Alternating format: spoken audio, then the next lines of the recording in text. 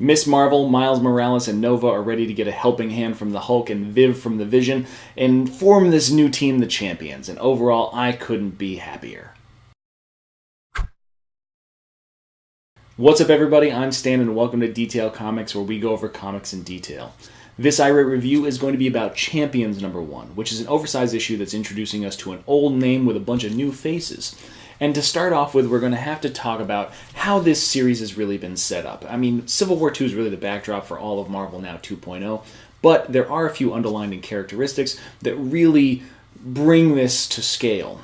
First off, we have a just grand rejection of the new Avengers kind of format based on the conflict and the feeling of unworthiness that really goes on with the younger members of the team and the older members of the team. So Miss Marvel stands there in the aftermath of an event and decides that she's just not happy with how little heroes are doing to correct the problems of what they cause.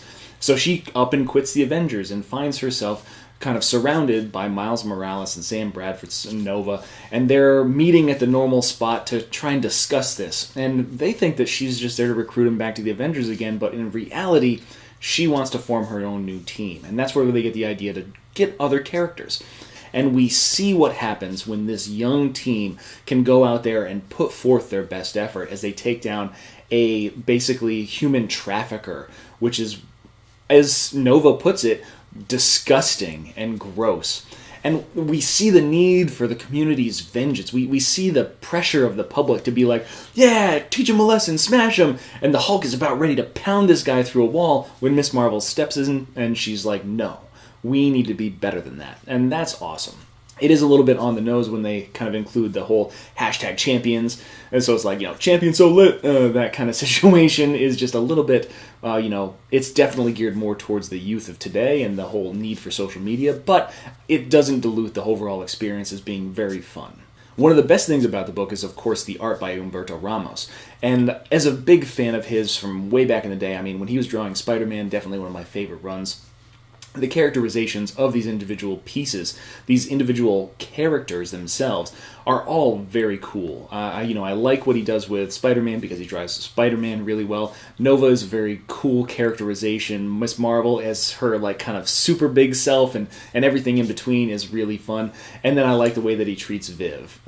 I am a little bit torn on how he's portraying Amadeus Cho as the Totally Awesome Hulk because we have had some really good, representations of him inside the main Totally Awesome Hulk book.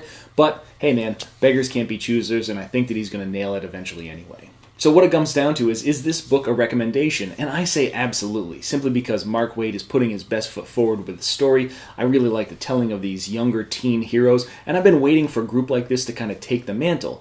Not to say that I'm upset with the old guard, but ultimately we do need some fresh faces and some sort of evolution inside the Marvel landscape. And I'm glad to see that they're putting it in here.